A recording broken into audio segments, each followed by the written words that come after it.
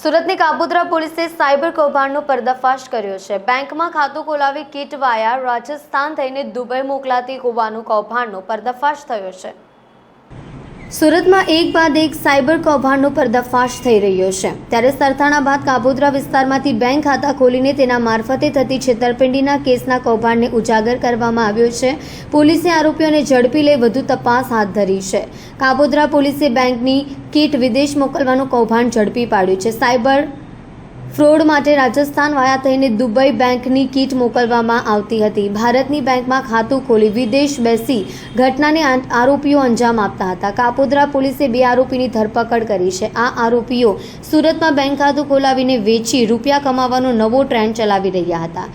Dubai ખાતે બેસીને આખું કૌભાંડ ઓપરેટ કરવામાં આવે છે। પોલીસે કહ્યું, અવનીત ઠુમ્મર અને આયુષ વસોયા અલગ અલગ લોકોના ખાતા બેંકમાંથી ખોલી રૂપિયા આપવામાં આવતા હતા। બેંક ખાતેદારોને ખાતું લાવવા માટે કમિશન આપવામાં આવતું હતું। બંને આરોપીઓ પાસેથી પોલીસે કેટલાક ડોક્યુમેન્ટ્સ જપ્ત કર્યા છે। સુરતમાં ઓનલાઈન અને બેંક મારફતે ચીટિંગના કેસો સતત વધી રહ્યા છે।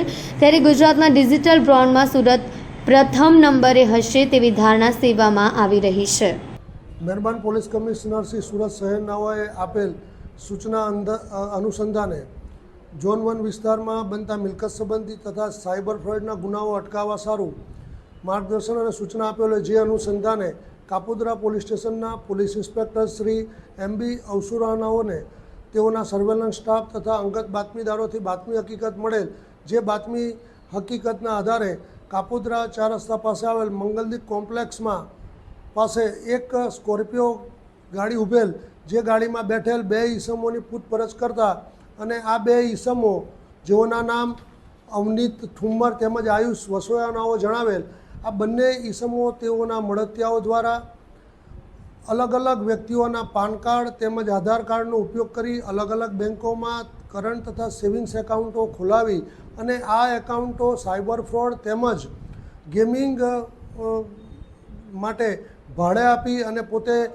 કમિશન મેળવતા હોય અને આ એકાઉન્ટોનો આવી રીતના ગેરઉપયોગ કરતા હોય જે અનુસંધાને તેઓની પ્રાથમિક પૂછપરછ કરતા આ એકાઉન્ટો તેઓ ભારતમાં તથા ગુજરાત રાજ્યની બહારના અન્ય રાજ્યોમાં અન્ય વ્યક્તિઓને ભાડે આપતા હતા અને તેઓ આ પેટે કમિશન મેળવતા હતા।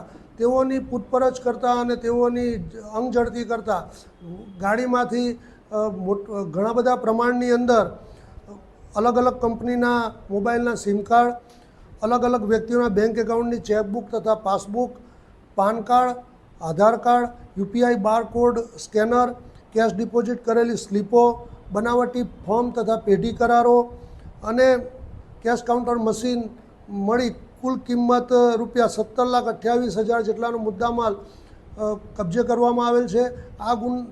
આ હકીકતના આધારે કાપોદ્રા પોલીસ સ્ટેશન ખાતે BNSની કલમ 318(4), 363(2) વગેરે મુજબનો ગુનો રજીસ્ટર કરવામાં આવેલ છે અને હાલ આ ગુનાની તપાસ second point Shri MR Solanki Kapodra police સ્ટેશનનાઓ કરી રહેલ છે।